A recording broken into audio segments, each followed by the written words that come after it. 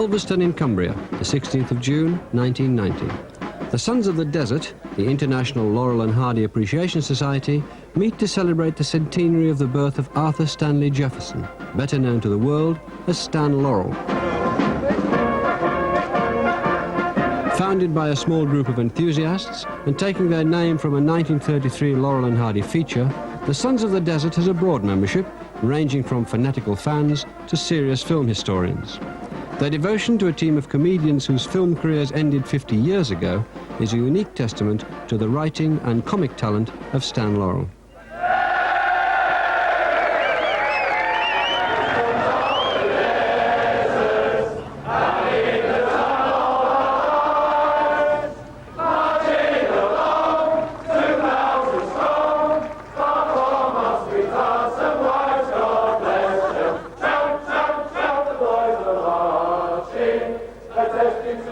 I was born in England, in Ulverston, Lancashire, and my family were a theatrical family. My dad wrote shows and produced shows and also had a circuit of theaters around the north of England. I didn't have much education. It was my own fault. I had every chance, but I don't know, the spirit of the theater was in me, and it was more glamour. Stan's idol was George Robey, the leading music hall comedian of the day.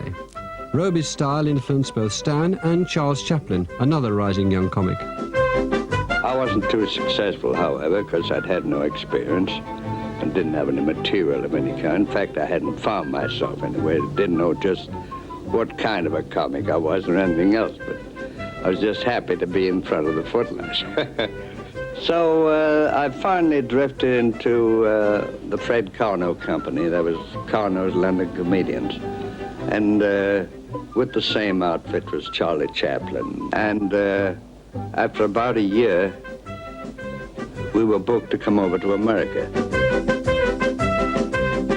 Stan, now Chaplin's understudy, joined the 1912 tour. Carno's comedians already dominated the music halls of England, and the challenge of the huge American vaudeville circuits was irresistible. We were supposed to rehearse the show coming over on the boat.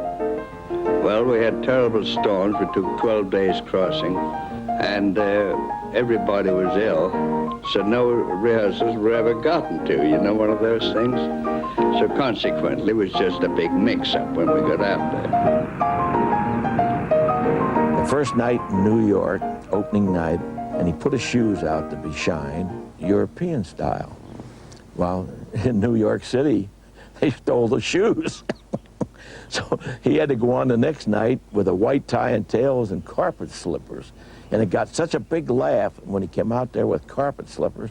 He said from that time on, he always went out with carpet slippers, even though he bought a new pair of shoes. Well, we didn't do the show that we came over with. We picked the one that we were familiar with. That was the Night in an English Music Hall, Mummingbirds, as we call it in England. And the show is a terrific hit.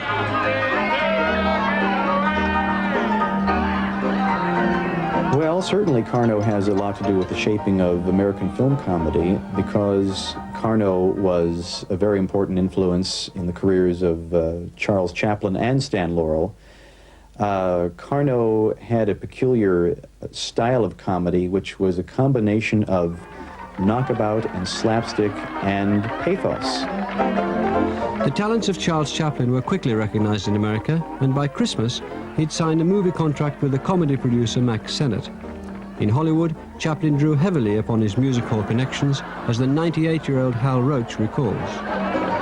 I went to work for S&A making pictures with the English comedians that Chaplin had under salary. And I was introduced to him, and he told me that I had to go on location just before noon. And I said, well, why? That's odd. Why do I have to do that? He says, because I tell you you have to. And I said, that is certainly enough reason for me to do it. Then I found out if he went on location, the company had to pay for lunch for the whole bunch on location. So all these guys, these Englishmen who worked with me, they wanted to eat for free too. So I did what he said. We'd go out and make one scene and go to the cafeteria, and these English comics would fill a tray so full of food they could hardly carry it. I'm sure they didn't have to eat any dinner when they got through with the luncheon that the studio paid for. Chaplin's patronage to his old Carno companions did not extend to Stan Jefferson. Deprived of its star, Carno's show had folded, and Stan was left to make his way in vaudeville. A friendly note from Chaplin in Hollywood, "Well, Stan, may your path be a rosy one, your old pal Charles Chaplin," didn't materialize into any practical help. Chaplin zoomed very quickly to the heights of the profession. Stan remained in vaudeville for 6 or 8 years after that before trying on various occasions to work here in pictures. It wasn't that he expected help, but it would have been welcomed at that time. Ironically for Stan, his success on vaudeville derived from his skillful impersonation of Charlie Chaplin. For the next 5 years, as Chaplin's career reached its zenith, Stan Jefferson toured the vaudeville circuits of America, acquiring a series of partners along the way, and a new stage name, Laurel. In 1917, Stan Laurel arrived in Los Angeles, already the movie capital of the world. Well, I first made a picture for Bronco Billy Anderson. He asked me if I'd ever been in pictures, or had any idea, and I said no. He said, well, how would you like to make some comedies for me? Well, he had a director with him at that time called Jess Robbins. So Anderson called him up and said, I got a new comic, I want you to make this pilot picture with him. So he brought his cameraman over to direct this picture with me, and also brought Hardy.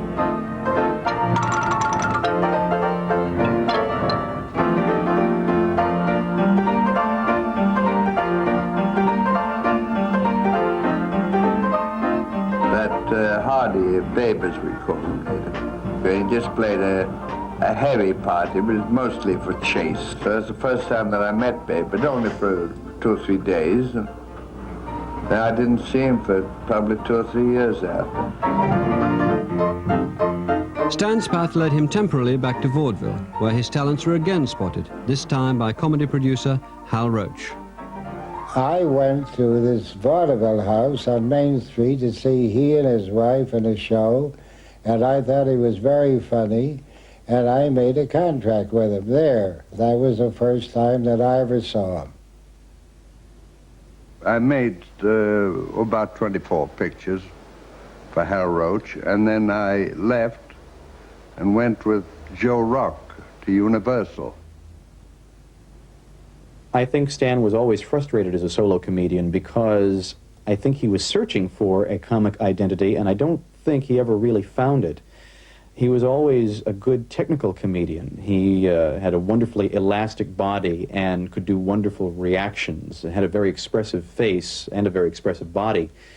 But as far as knowing who he was as a comic personality, I don't think he ever found that as a solo performer.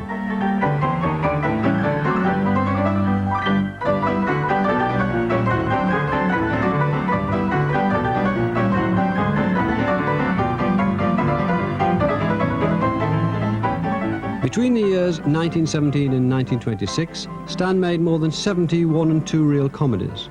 But the inconsistency of his screen personality failed to establish him in the public's affections.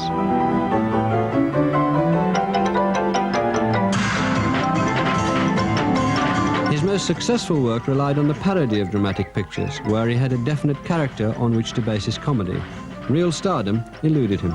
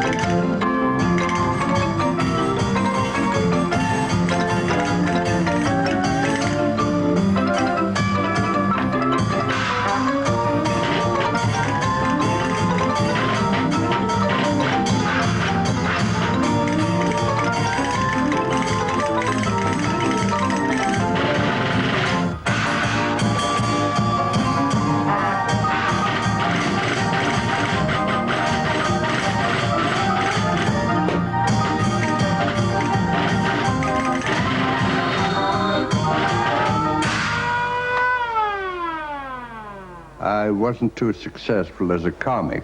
They told me my eyes were too blue to photograph. There was a kind excuse, you know, one of those things. And I didn't feel I was so hot myself, so I was very happy to get into some other end of the business. When Stan returned to the Roach Studios in 1926, it was as a writer and a gag man. Aged 36, he'd decided to abandon his performing career. The Hal Roach Studio, I think, was a creative oasis for people who wanted to make good comedy films. I've interviewed 60 people who worked there, and all of them speak of the place as being absolutely unlike any other studio. See, the stationery said the Hal Roach Studio, and right below it said the lot of fun. And that's exactly what it was. Everybody was very high-keyed up and bouncing, you know, and I attribute it mostly to Stan. The one thing that he did when we made pictures was great. You write a script for, you know, certain things are funny. You get on the stage and you rehearse a thing and it isn't funny. The best thing that Laurel could do in the pictures, there was always something that he could remember to change it into a thing that would be funny. As a gag man, he was as great as Chaplin, because Chaplin was using the same things in the same way that he was using them.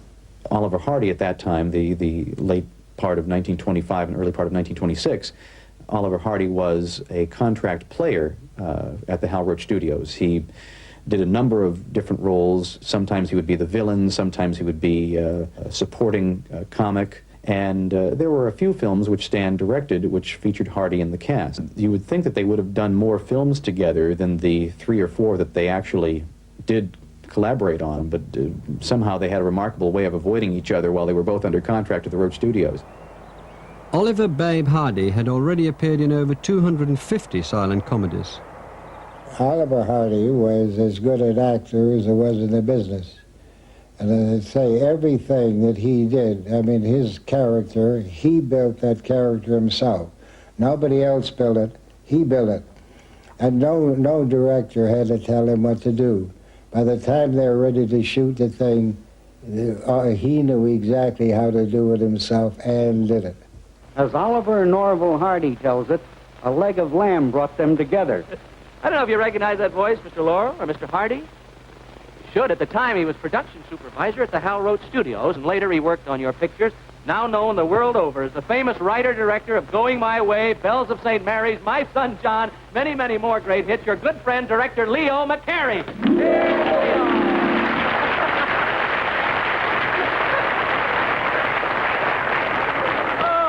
Look, Leo, how did a leg of lamb... sit down, Oliver, and we're going to get at a boy. How did a leg of lamb bring Laurel and Hardy together, eh? Well, it seems that Babe was cooking a leg of lamb, and for some reason, he left his arm in the oven too long or something. And he got it so badly blistered that we had to cut down his part in the next picture, so we decided to put Stan in the picture, too, to bolster up the comedy. Yeah. And so when we saw the two of them on the screen together, we decided there's a real team. Yeah, and from that time on, they really went places, all on account of Hardy had a little lamb. I think Stan was a little reluctant because, after all, he had been through all that before. He had been a performer. He had had a share of success, but never had really been big time. And I'm not so sure that he wanted to get back into performing on a regular basis after finding that he really enjoyed being behind the scenes even more. So it may have taken some persuading, but of course, as we all know, eventually they were teamed together and things gradually grew. From their first pairing in 1927, the team of Laurel and Hardy achieved an instant success with the public. Producing a new 20-minute comedy at the rate of 1 a month, their style quickly evolved and their characters seemed to emerge with a simplicity that spoke more of discovery than creation. In all of this, Stan Laurel's writing was as crucial as his performance. It was a team writing job, but he was most often the principal writer.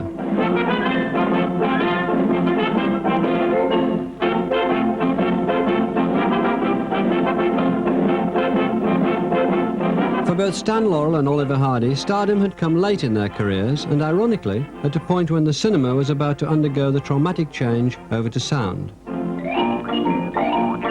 I made a deal with the Victor Company to do the sound at my studio, and I'm going to direct the first picture. And the studio's all excited about the thing. So noon the next day, the projection room was absolutely full of people to see the first talking in there. So the thing goes on and gets to the end of the scene, and somebody says, "That's good." I'm a little annoyed.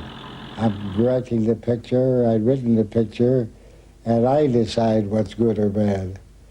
And the next scene went on, and it said, "Same voice, that's good."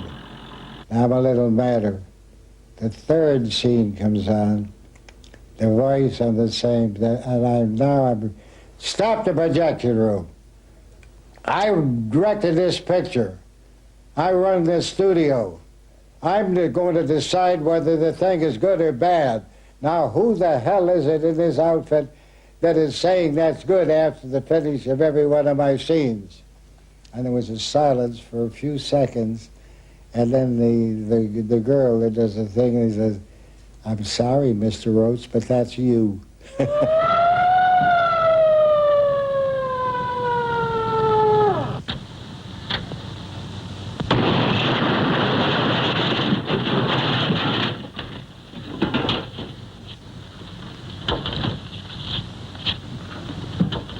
Thank you, boys. Where'll you be when I need you? Right here. Okay. I told you not to make that last payment. When Hollywood was going through the great changeover into sound, I think there were some rare cases where the personality came out stronger than it had been before. I think Ronald Colman was such a case, and I think Laurel and Hardy were such a case. I think in all cases it had to do with the voice, the quality of the voice, and how well that voice fit the preconceived idea of the character. How does it look? Never looked better in all its life. Well, bring it over, because I'm as hungry as a hunter.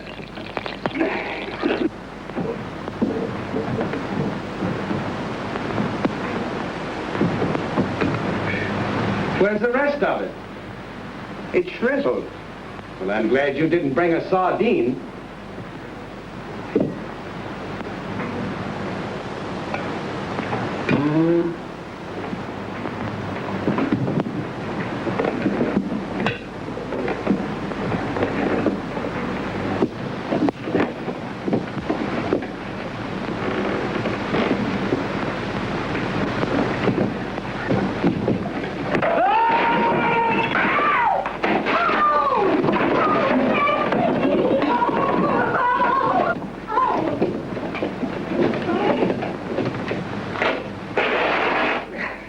This is a Laurel and Hardy script for a film they made in 1932 called Scram, and the film runs 20 minutes, but this script is only about 6 pages, and as you might be able to see, it's simply an outline of the action for the film. It's not really detailed as to all of the comedy material, and certainly there's no suggestion of camera angles or editing or anything like that. It's just a mere outline of the action that's supposed to go on in the film.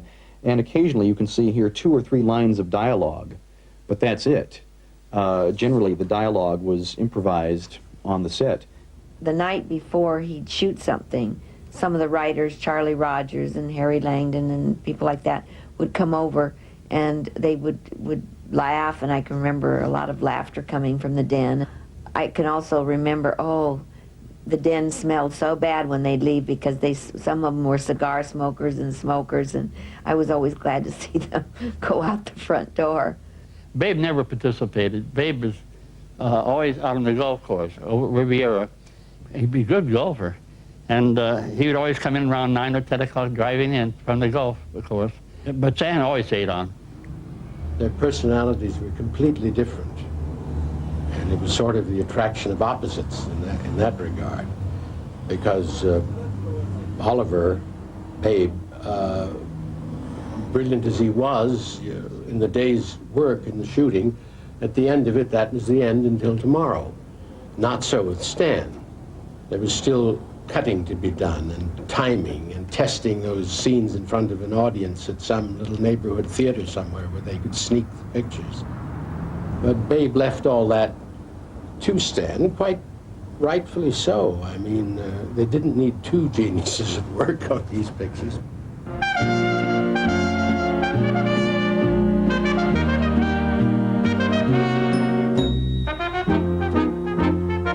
The early 30s were the golden age for Laurel and Hardy, and with the birth of his daughter Lois, Stan seemed both personally and professionally fulfilled.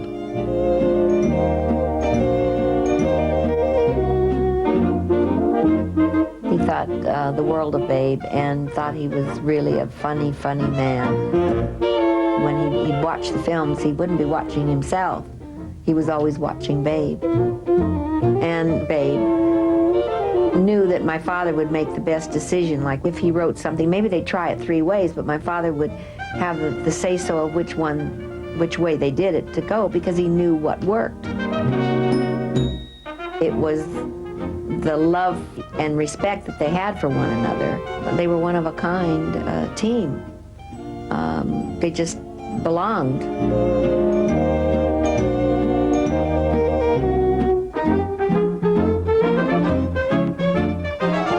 Stan knew that at the end of the afternoon, Oliver wanted to get home and get to his club and play golf and have a card game and so forth. So he would wait sometimes for the late afternoon in order to shoot the close-up of Babe that was needed for a scene. And he would get that sort of petulant look in the eye because of his irritation of being kept there so long. Will you stop making that noise?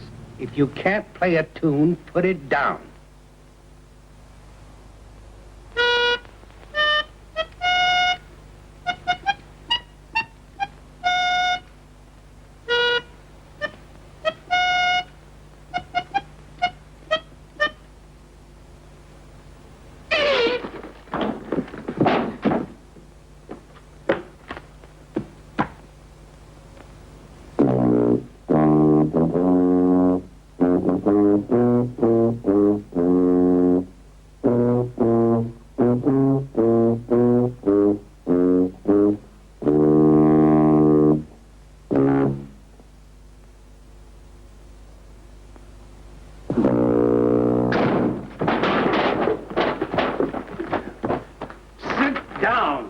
Their timing was so beautiful. You know, you see other comedians trying to do situation comedy like they did, and they don't have that timing like Stan and Babe had. They knew those looks, and when they dropped the head and look up with the eyes, all of those things, they were so beautifully timed, and they were human beings. You know, they weren't comics. I don't like that word. They were comedians. Why they were so good was you do a gag that's funny, and now you cut to one of them and the reaction is another laugh, then you cut to the other guy and that was still another laugh. I mean, Laurel with the surprise of the thing, and Hardy with the indignity of it. I mean the reaction to the thing was good. And the audience knew that they were so closely knit together that they were going to stick together regardless of what happened. Ladies and gentlemen, this is Oliver Hardy speaking. I'm taking this opportunity of thanking you and the countless friends in the British Isles for the wonderfully wholehearted reception you have given me on my first visit to your beautiful country. Ollie, stop wiggling your tie. What do you mean, stop wiggling my tie? Well, every time you get fancy, you start wiggling your tie, and it looks silly. If you interrupt me again, I'll wiggle you.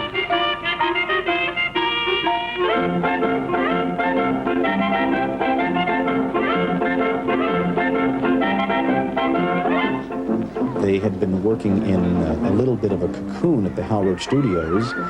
They certainly were aware that they were popular, because after all, they kept being prevailed upon to make more films, so they knew somebody liked them, but they weren't aware of the incredible hold they had on the affections of the public. And they came face to face with that for the first time in the summer of 1932 when they visited England. They had some very frightening experiences with the crowds. At one point, their car was besieged by mobs, and the mob tore off a door of their car. Babe was almost trampled by one of the crowds. So there were some very, very frightening moments because of the adulation of all these people. And no one was more surprised by all of this than Laurel and Hardy.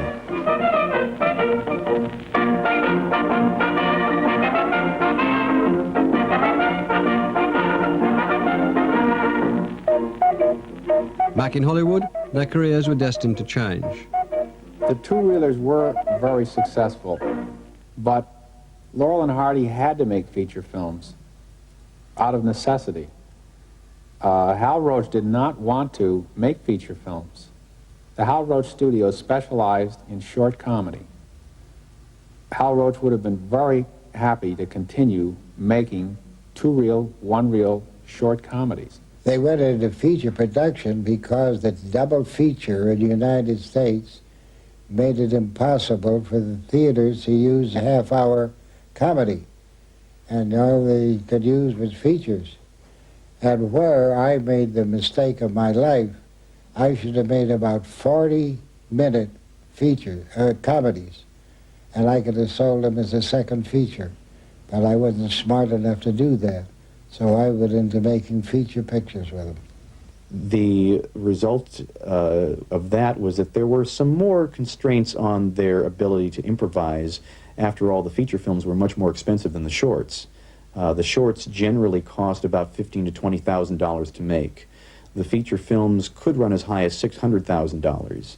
And when you were making only 1 or 2 feature films a year, as opposed to 8 short subjects a year, you had to be a little more concerned about the quality of the film because it was going to be a lot longer before you had another one in the theaters. So since there was more money being spent, Roach had to watch over the features a little more carefully.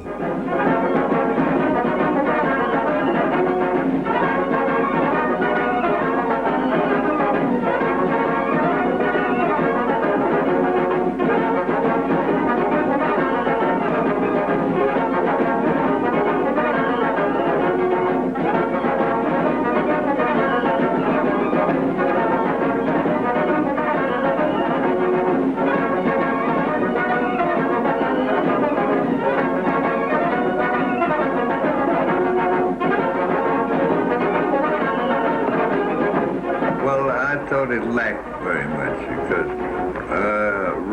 Hal Roach and I, we differed a great deal on story ideas, and gags and what have you. And we didn't get along too well on that picture. We disagreed very much. It wasn't a question of liking him or not. Like, what the hell was he going to do if he didn't? We couldn't make two-reelers because we couldn't sell them. So, I mean, it wasn't, I didn't want to make features.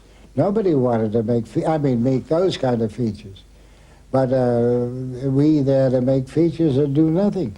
In the feature films, rather than having one story, as you would have with the short subjects, you have a musical number, a bit with the romantic leads, and then Laurel and Hardy doing a routine for 5 minutes, and then the cycle repeats itself.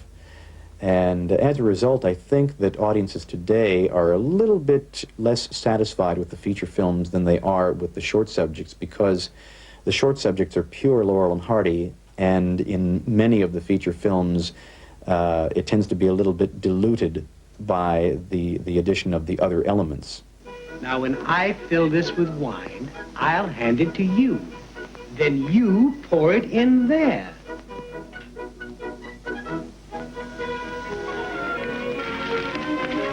Do you mean to tell me that 500,000 francs is concealed in that little bit of silken lace? Uh-huh.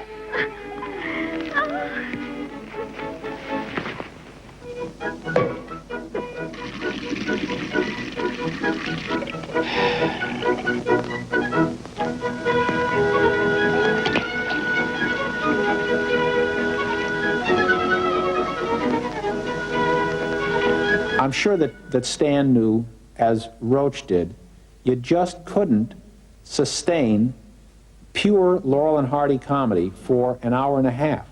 The material wasn't there. I mean, unless you were Chaplin and you had the luxury of working for 2 or 3 years to make a picture. Certainly, Roach was a good judge of story material in thinking that something like The Bohemian Girl or Fra Diavolo would be a wonderful vehicle for Laurel and Hardy. Those are two excellent films, and even though they have storylines that involve other people and they have lots of musical numbers, they hold up. They are wonderful films.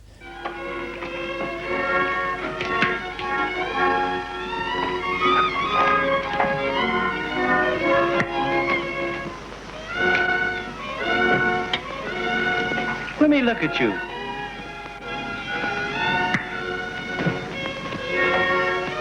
You're spiffed.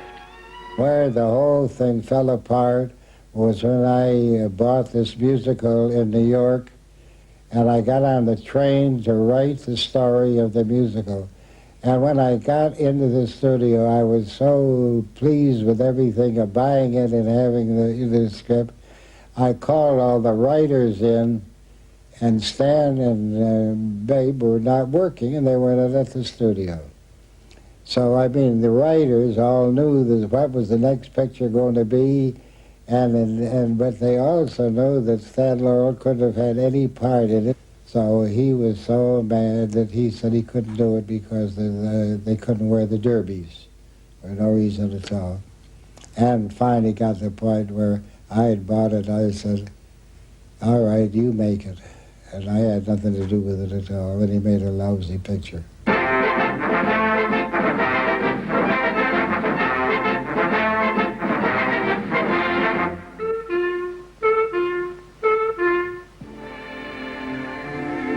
I think that was the first time that I felt my father had really attained stardom, because he was in such a big picture. Usually there was just Babe and Stan and a few people, but to walk onto a set and see hundreds and hundreds of people was really something.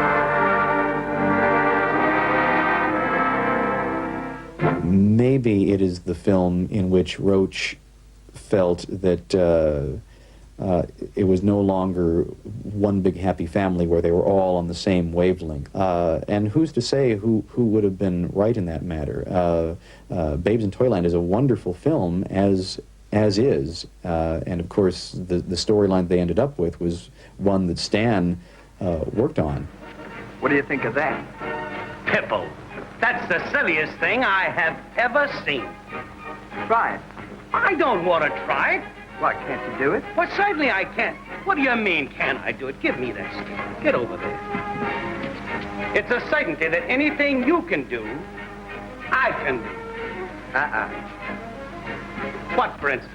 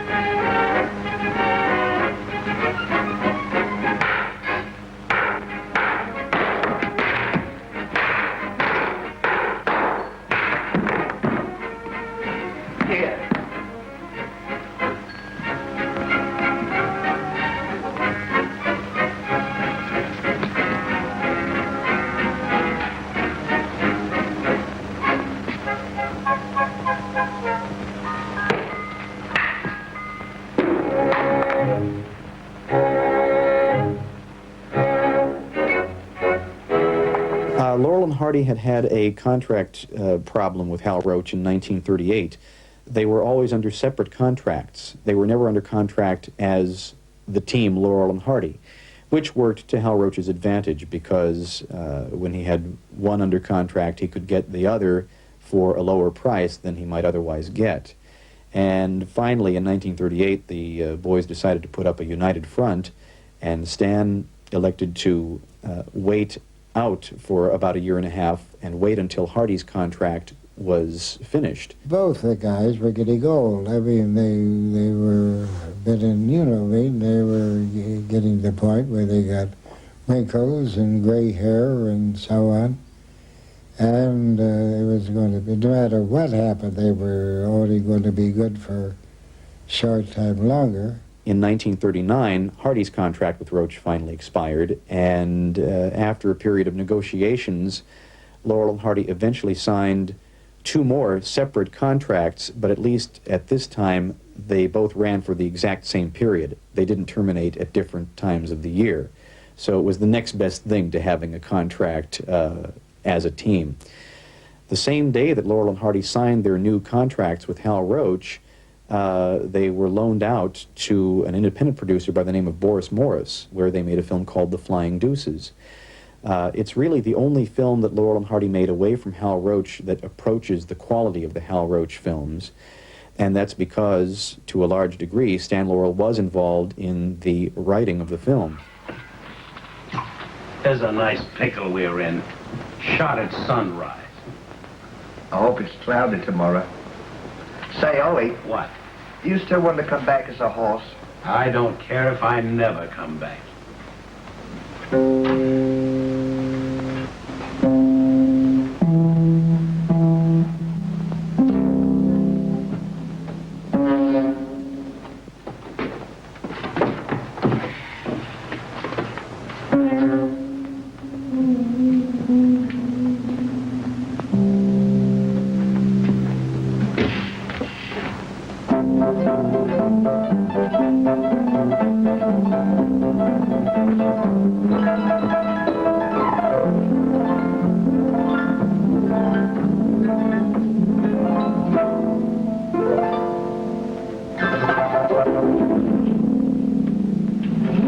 They knew it had come to an end. They had done their best. They really had. And it was changing. And the studios were changing. What I mean is, you know, it wasn't like the good old days where you just run and say, "Hi, fellas, come on," or "Let's go to lunch now," and it might be 10:30 in the morning, or it might be 2 o'clock in the afternoon. But everything was on schedule after that. And I think that it was never the same old fun thing that they had had. When Laurel and Hardy went to 20th Century Fox and MGM in 1941, they came up against the motion picture studio factories at the peak of their powers. Hal Roach only made 7 or 8 feature films a year at the peak of his production, whereas Fox and MGM made 52 features a year. And there was a very strict schedule that had to be adhered to. And because of that, everything had to be written down in the script. And because of that, there wasn't the spontaneity that you had had in the Hal Roach films. They didn't buy Stan and his stories. They supplied their own writers. Well, that was dynamite. That's just cutting Stan's throat, you know. So he lost his vigor and his enthusiasm, I felt, and interest in the pictures they were producing. I think they were in their kind of a down period. There was no joking, and don't forget, too, they were older. From Hal Roach. This was like 40, 43. And they were quite sedate and quiet, because I don't think they felt, you know, that they were the big stars at the studio. Hey, you mugs. Gentlemen. Well, well, it's Laurel and Hardy, as if I didn't know. Hello, boys. This is Pete Smith, as if you didn't know. Say, I'd like your help here for a minute. Do you mind? No, of course not. I just want you lads to show the audience how much wood the average person totes. Wood. Got any? It's heresy to say, but it's also true, that there was a time with the advent of World War II when the style of comedy that Laurel and Hardy were offering was regarded as somehow passé. Now, in retrospect, we look at whatever momentarily eclipsed Laurel and Hardy during that period, and we can't imagine why anyone would prefer Abbott and Costello or whoever else was popular for those few years, why anyone would prefer them to Laurel and Hardy. You find just as much interest today in the old-time slapstick material? I think that there is more interest, but there's so little of it done. That's true. I think that people want to laugh now, but they don't have the things to laugh at. Very, very true. And people nowadays, they want to be connected with the higher type of, we might say, drama. They don't want to be associated with comedy. Yet they like to see it. It's because comedy is difficult to make, you see. There weren't any further offers, at least at that time. So Stan wrote a 20 or 25-minute sketch, comedy sketch, and their manager in London, Bernard Delfont, I believe he's Lord Delfont today, booked them. And in theaters all over the British Isles.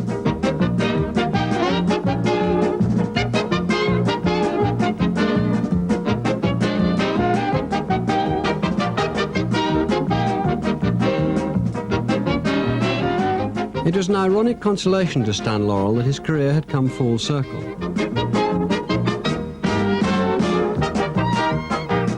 From his beginnings as a boy comedian with Fred Carno to the variety tours which Laurel and Hardy undertook at the end of their careers, Stan had always cherished the response of a live audience. The popularity of the late tours was tangible proof of the affection in which they were held by the public.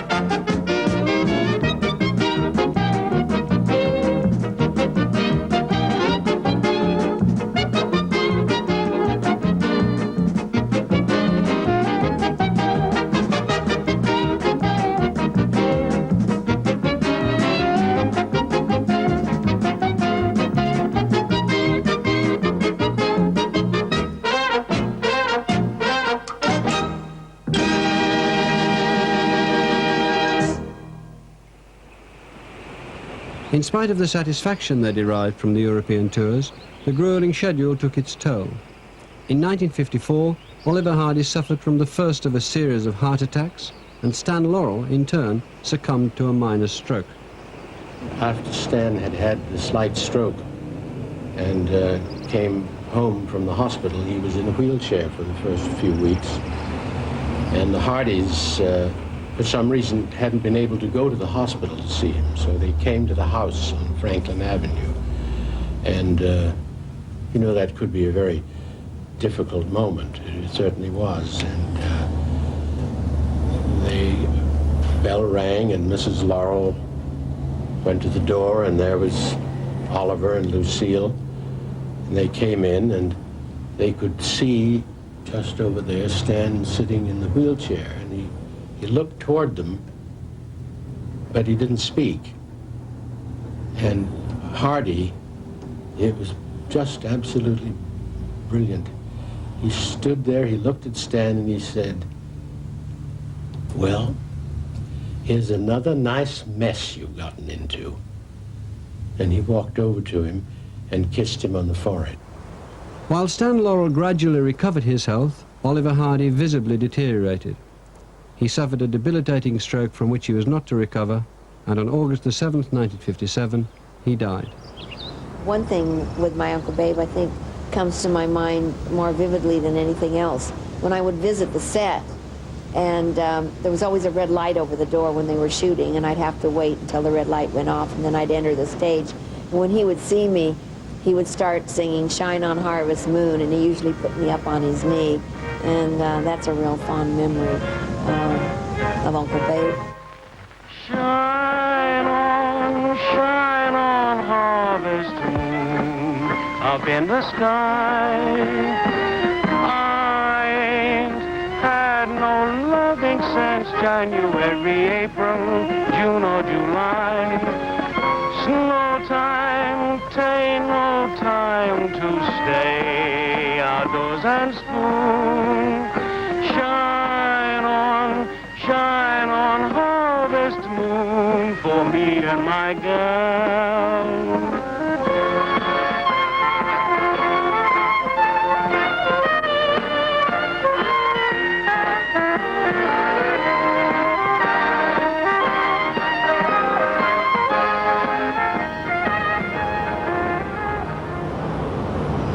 Stan kept his name in the Santa Monica telephone directory so that fans could readily find him. And they did. And very often at that door there would be a family of 3 or 4 from Nebraska or Minnesota or somewhere. Great fans who wanted to meet Stan. They would be invited in and they would ask usually the same questions, how he and Hardy met and how long they'd known each other and how many pictures. The questions were quite predictable. Between 55 and 65, they were, you know, among the hottest shows on television, and I didn't get 1 penny from it. Sad, sad. When I used to talk to him, he was living in an $80 a month apartment. It's a nice apartment, and it'd probably be a lot more today, but back in those days, it was only $80 a month, yeah. But he didn't mind. He laughed about it. He thought it was funny. After years of neglect by the film industry, in 1961, Stan's genius was recognized with the award of an Oscar, which he named Mr. Clean.